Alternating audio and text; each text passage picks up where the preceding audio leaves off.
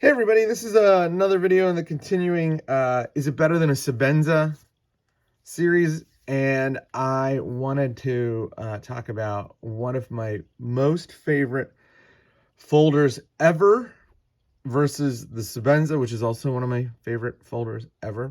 And this is a comparison between the Sebenza 41 and S45VN, or the Sebenza 31 and S45VN, which is on the left, and the Triple Aught Design Hinderer Compact Dauntless Midtech. That is a lot of qualifiers. So let's talk about this knife in general, and then we'll get to the comparison. So Patrick Moe is one of the founders of Triple Aught Design. He now runs Prometheus Design Works, and one of his original designs was a knife called the Dauntless, and it was marked by having this really pronounced double finger well and lots of fullers with a drop point blade. One of the first Dauntlesses was a custom by Rick Hinderer, and that knife is really hard to find now, and it is awesome. I mean, it's a really great knife. They made a bunch, probably 25 or 30 different custom Dauntlesses where they would give the design language to a custom knife maker, and he would produce, 1, 2, 5, maybe, I think a couple of them went up to 10, but not a lot, of Dauntlesses in his own design language, which was really fascinating because you got to see all different kinds of makers do all different kinds of things with a similar form factor. It was kind of like the design equivalent of the Spyderco Mule series, where the thing that was being varied was the design as opposed to the steel. So one of the makers, a guy named Brian Fellholter, designed a smaller 3-inch blade version of the Dauntless, because the typical Dauntless was like 3.3 inches up to 3.7 inches, but usually around that 3.5 inch mark. Fellholter produced a compact Dauntless, and I had that knife, I own that knife, and I reviewed that knife, and it was a really good knife, but it was super blocky and square and expensive, and that knife really got me hankering for a compact Dauntless, and they didn't do any more after that.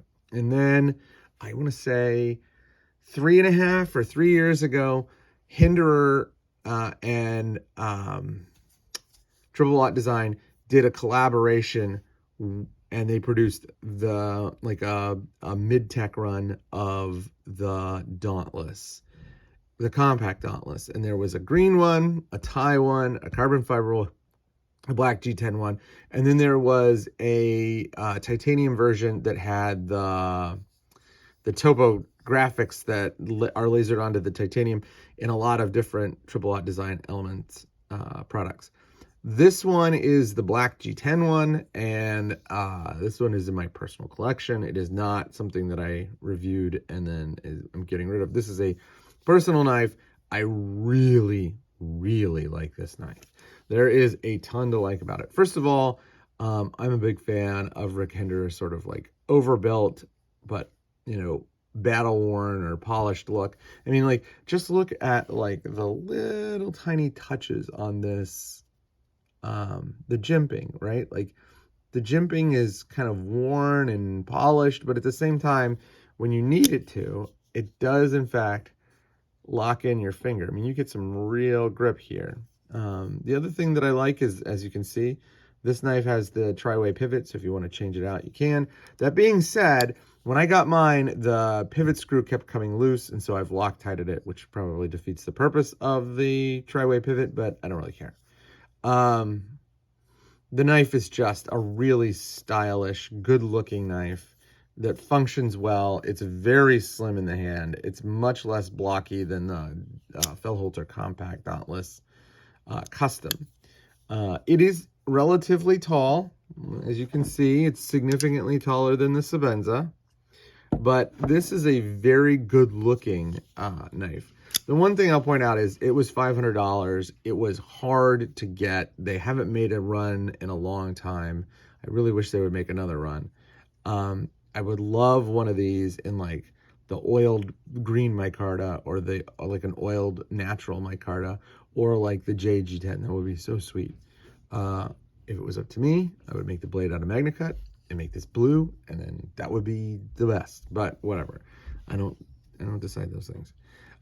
Really great knife, very good in the hand. The finger choil, this setup just gives you a ton of flexibility without really constraining your grip at all, because you can still get like a good ice pick grip if you need to like chop stuff up. So great knife, but is this knife better than a Sebenza? Let's talk about that. So while I love the way the Dauntless looks, it is very wide and tall. And, you know, when you're it's a hot summer day today and I'm running around in shorts and I have this thing that's like almost twice as wide, it does get a little sweatier in the pocket, and it does, you know, make it a little harder to use your pocket. So, you know, that is a disadvantage that it has over the really slim form factor of the Sebenza.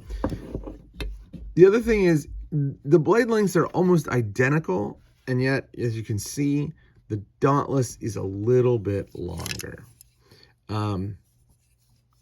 I think that once the pivot was fixed, the fit and finish on this knife is really great. I mean, you can just bump this thing open all day long. You don't have to put anything behind that finger flick. It just goes. And so I think that the action on the Dauntless is substantially better. The clips are about equal. You know, this is the classic Piranha made Reeve clip, and this is the classic Hinderer clip. You know, it is what it is. They're both very good pocket clips. I like them both. I do have to say that there is a lot of little details and refinement that the Dauntless shows that are lacking on the standard Sebenza. So like, I love this little texturing inside the lock bar cutout. I just think that's super cool. It's a neat little touch. And something that you don't see very often, but it's there. I also like how the standoffs are polished. It gives you like a little bit of an extra bling. And like, these are just gleaming, but these have that like swirl to them, which I think is super duper cool. Little machining on them. I don't like the fact that there are like 1, 2, 3, 4 logos on this knife. I would much rather this knife have logos in hidden places. I'll get to, like, for example, you want to put a logo on a knife. That's the place to put the logo. I do not want to carry a billboard. This is a really, really billboardy knife. The Sebenza, on the other hand, has one tasteful logo there, and that's it. If you want a sterile blade, I'm sorry, 2 tasteful logos, one there, one there. If you want a sterile blade, this is the way to do it, man. It's pretty sweet. So how do these stack up? I would have to say, even though I really like the Sebenza, I think I prefer the Dauntless. So the Dauntless is better than a Sebenza, with one caveat. I have a fear that in like 20 years, if I still have the Dauntless, everyone's gonna be like, oh, that knife was made in blah, blah, blah, 2016. This knife is very idiosyncratic. It has a style that like is very current. And oftentimes when styles are very current, they do not stay timeless. This is a timeless design. This is just a knife that you can come back to year after year after year. This is a really great knife and a really timeless design. So while I prefer the Dauntless now, I'm not sure if I'm going to feel that way in 5 or 10 years.